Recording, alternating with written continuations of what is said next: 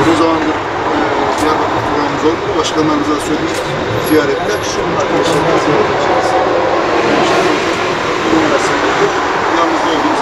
Soyadımız memur, soyadımız işçi olsa da adımız emekçi. İkimiz de aynı işi yapıyoruz. Onun için burada bir emek mücadelesi veriliyor ve alın terine, emeğine sahip çıkmak isteyen insanlar onur ve haysiyeti için burada bir direniş sürdürüyorlar. 70 gündür buradaki insanlar ekmeğini yeniden elde etmek için uğraşıyorlar. Çünkü yerel yönetim seçimlerinden sonra bunların hepsi demzede olarak burada ekmek mücadelesi veriyorlar. Çünkü belediyede emeklerine, ekmeklerine saygı duyulmak yerine emekleri, ekmekleri elinden alınarak aç bir ilaç sokağa terk edilmiş durumdalar.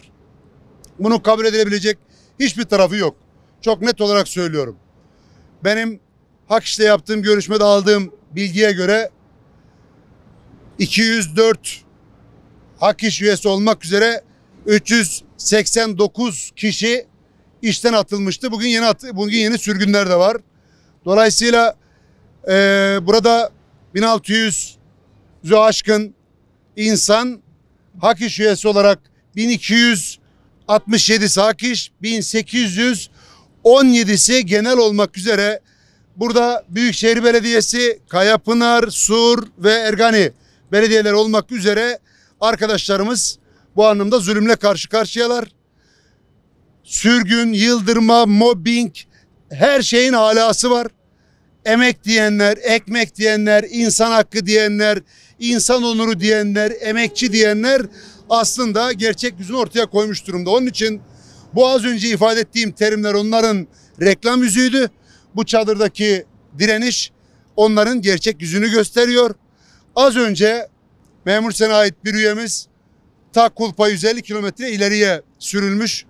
Onun için onun da hak mücadelesini vereceğiz. Onunla ilgili de dava sürecini yürüteceğiz. Bu yeni değil. Geçen belediye seçimlerinden sonra Bolu Belediyesi'nin önünde yapıldı ve Ankara'ya emek ve adalet yürüyüşü gerçekleştirildi. Hakiş tarafından 10 gün sürdü. Biz de o yürüyüşün Kazan Etimeskut arasındaki etabına 1500 kişiyle omuz verdik ve dedik ki biz emekçiyiz. Siz işçisiniz, biz memuruz. Soyadlarımız farklı ama ikimizin de adı aynı. Biz emekçiyiz. Onun için bugün de burada arkadaşlarımızın direnişine, ekmek mücadelesine, onur mücadelesine destek vermek için buraya gelmiş bulunuyoruz. Bu ortaya konulmuş tablonun hiç kabul edilebilir tarafı yok. Diyarbakır annelerinin çadırından geldim. 6. yılında annelerin direnişi. Orada bir annemiz kalktı. Ben belediyede işçiydim. Beni de işten attılar dedi. Burada yapılmak istenen şey apaçık teröre destek vermektir. Apaçık burada meydan okumadır. Onun için bu meydan okumaya hiç kimse pabuç bırakmamalı.